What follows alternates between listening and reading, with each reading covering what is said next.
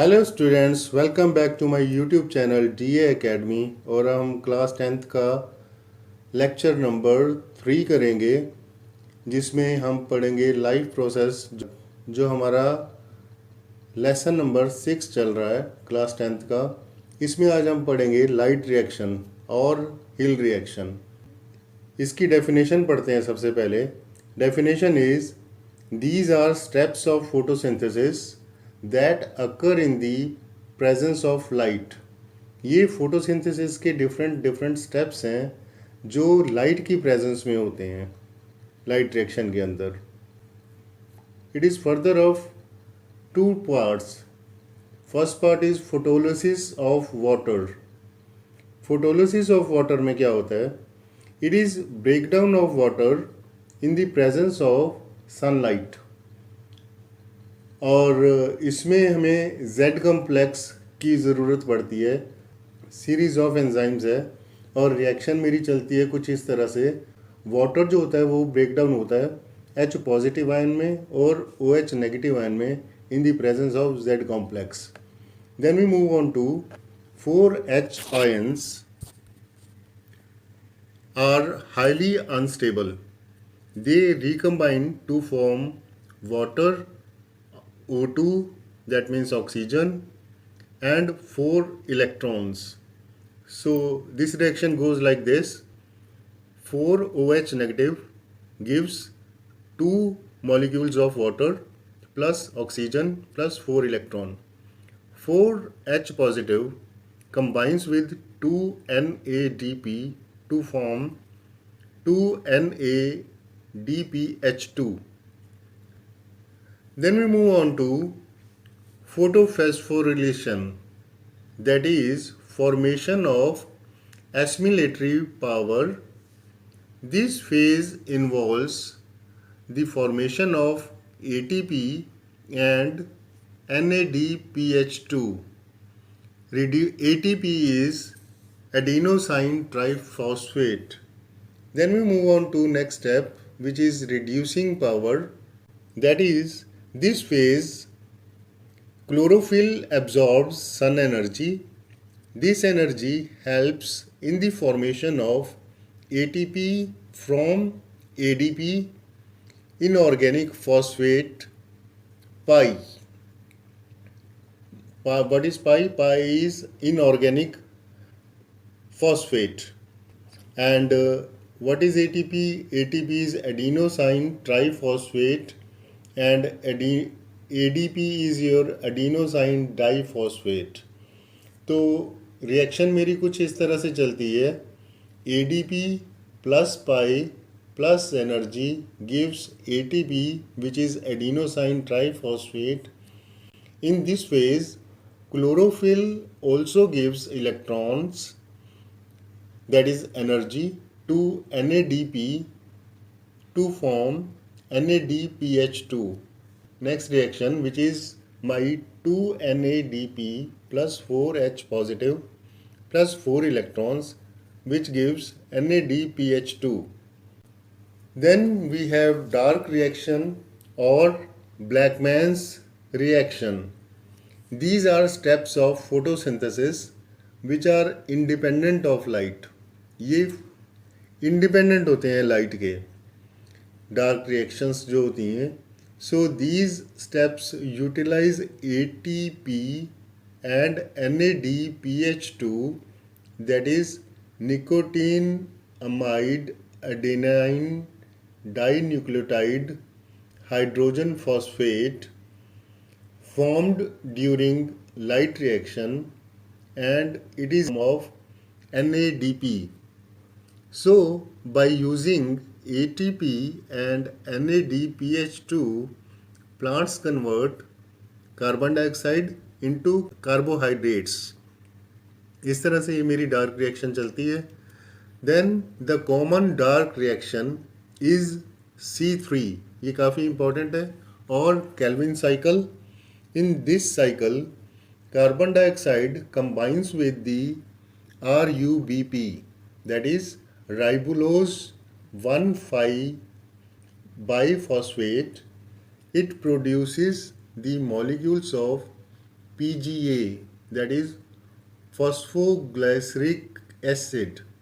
RuBP is an organic compound which is used in photosynthesis. यहाँ पे मेरे पास RuBP के फुल फॉर्म है राइबुलोज 1,5 बाईफॉस्फेट, उसके बाद CO2 आता है जिसको तो आप अच्छी तरह से जानते हो, विच इज़ कार्बन डाइऑक्साइड। फिर मेरे पास PGA आता है word which is phosphoglycerol acid. Then next reaction में अगर आप देखोगे PGA is again phosphoglycerol acid plus ATP क्या है मेरा adenosine triphosphate plus NADPH2 which is reduced nicotine amide adenine di nucleotide phosphate. ये क्या बनाते हैं PGAL एंड देन ADP है मेरा adenosine diphosphate. Then I have NADP which is nicotine amide adenine dinucleotide phosphate, then pi which is inorganic phosphate। अब हम चलते हैं अपनी नेक्स्ट स्लाइड की ओर। This PGAL helps in the formation of RuBP and glucose condense to form स्लेटिच। इस तरह से जो है पूरी मेरी लाइट रिएक्शन और डार्क रिएक्शन हो जाती हैं। अगली स्लाइड में हम देखते हैं फुल फॉर्म्स जो होती हैं वो अभी मैंने आप लोगों को समझा दी हैं। जैसे ATP क्या है एडिनोसाइन ट्राइफॉस्फेट, NADP क्या है that is nicotine amide adenine di nucleotide phosphate, RuBP is ribulose 1,5 biphosphate. ये जो सारे नेम्स हैं इनको आपने अच्छी तरह से रट लेना है, अदरवाइज़ आप ATP NADP रिएक्शन में तो कर सकते हो, लेकिन कभी कभी क्या होता है इनके फुल फॉर्म्स भी पूछ लिए जाते हैं, तो आप लोगों को ये भी अच्छी तरह से लर्न होने चाहिए। And your NADPH2 is reduced nicotine amide adenine dinucleotide phosphate, and then PGAL is your phosphoglycerol aldehyde and GAP which is glycerol aldehyde phosphate. This is just like PGAL. Then we move on to difference between light reaction and dark reaction. Light reaction क्या होती है ये depend करेगी light के ऊपर, और dark reaction क्या है it is independent of light. Then we move on to second, it convert solar energy into chemical energy. और डार्क रिएक्शन में क्या होगा, ये chemical energy, it uses chemical energy to make organic food. ये जो chemical energy solar energy से convert हुई light reaction में, डार्क रिएक्शन में क्या हो जाता है वो केमिकल एनर्जी जो होती है वो ऑर्गेनिक फूड में कन्वर्ट हो जाती है। देन लाइट रिएक्शन की अगर बात करते हैं so it needs chlorophyll, and dark reaction में क्या होता है it does not need chlorophyll. Then we move on to fourth point which says it occurs in granular thylakoids and dark reaction occurs in stroma। ये हमने already discuss किया है site of photosynthesis के अंदर। Then we move on to it main product are ATP and NADPH2। इनकी full forms अब आपको पता है, और अगर नहीं पता तो इनको रट लेना है। सो इट डार्क रिएक्शन में क्या होता है, its main product is starch और कार्बोहाइड्रेट्स। तो इस तरह से डिफरेंस हमारे हो जाते हैं लाइट रिएक्शन और डार्क रिएक्शन में। Factors which affect photosynthesis, there are 4 factors. 1 light, 2 temperature, 3 carbon dioxide and 4 that is water. Now we move on to first point which is light. Rate of photosynthesis increases with increase in light intensity. It occurs up to a certain limits. तो ये certain limits की तक ही जाती है. अगर light मेरी ज़्यादा है तो certain limit तक जाती है. लेकिन at very high light intensity the photosynthesis is decreased. अगर बहुत ज़्यादा लाइट हो जाती है तो फोटोसिंथेसिस की प्रोसेस क्या हो जाती है, वो डिक्रीज हो जाती है due to photo oxidation of constituent. Photo oxidation of constituent की वजह से ये जो जब ज़्यादा लाइट हो जाती है तो उस टाइम क्या होता है, फोटोसिंथेसिस की जो प्रोसेस है वो डिक्रीज होते चली जाती है. Next we move on to our light saturation point. It is that point after which rate of photosynthesis is decreased on further increase in light intensity. तो इसमें क्या होता है, रेट ऑफ फोटोसिंथेसिस डिक्रीज हो जाता है चाहे हम उसके बाद लाइट इंटेंसिटी जितनी मर्जी इंक्रीज करते चले जाएं, तो फोटोसिंथेसिस की प्रोसेस जो है वो डिक्रीज होते चले जाती है. Next we move on to the second point which is temperature. Temperature में क्या होता है, the rate of photosynthesis increases in temperature up to 400 Celsius. Above this temperature there is decrease in photosynthesis.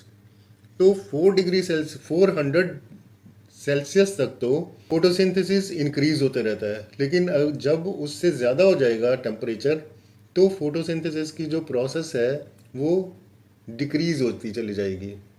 Above 400 Celsius enzymes of light and dark reaction can not work, therefore rate of photosynthesis decreases. इसलिए वो enzymes जो होते हैं जो help कर रहे हैं मेरे फोटोसिंथेसिस में, वो 400 सेल्सियस के बाद काम करना बंद कर देते हैं, जिसकी वजह से फोटोसिंथेसिस की प्रोसेस जो है वो डिक्रीज हो जाती है या नेग्लिजिबल काम करते हैं. These enzymes can not work also in low temperature. Then we move on to carbon dioxide. Third point which is, it says the rate of photosynthesis increases with increase in carbon dioxide concentration. जैसे जैसे carbon dioxide की concentration increase होते चले जाएगी वैसे वैसे क्या होगा, फोटोसिंथेसिस की प्रोसेस भी जो है वो भी क्या होगी, इंक्रीज होती चली जाएगी. And at the same time at very high concentration of carbon dioxide becomes toxic to plants and inhibits photosynthesis. लेकिन जब कंसंट्रेशन बहुत ही ज़्यादा हाई हो जाती है तो ये टॉक्सिक हो जाती है प्लांट्स के लिए, जो इनहिबिट करती है फोटोसिंथेसिस की प्रोसेस को. Next fourth factor is water. Water is an essential raw material in photosynthesis. As we know that reaction that is carbon dioxide plus water gives you glucose. उसमें क्या होता है, वाटर इज़ बहुत ही essential है photosynthesis की process में. It is needed by plant in very small amount of photosynthesis. However rate of photosynthesis decreases if plants are supplied with low amount of water. अगर हम उनको कम पानी देते हैं तो फोटोसिंथेसिस की प्रोसेस भी क्या हो जाती है, कम हो जाती है. इस तरह से आज के लिए इतना ही. नेक्स्ट हम करेंगे nutrition in animals in our next lecture. Till then stay safe and be healthy. Good day and thank you.